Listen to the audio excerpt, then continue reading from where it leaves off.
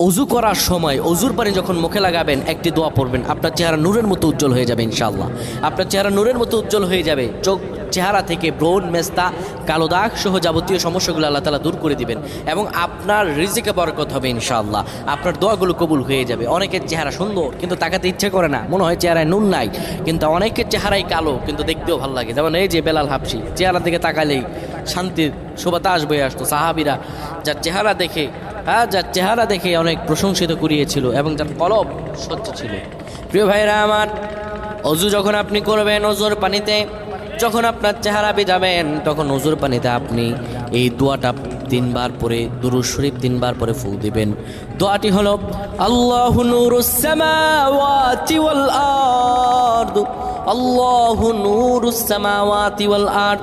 পানিগুলো নিয়ে সেই পানির মধ্যে আপনি ফু দিয়ে চেহারার মধ্যে লাগাবেন। আমার আল্লাহ রাব্বুল আলামিন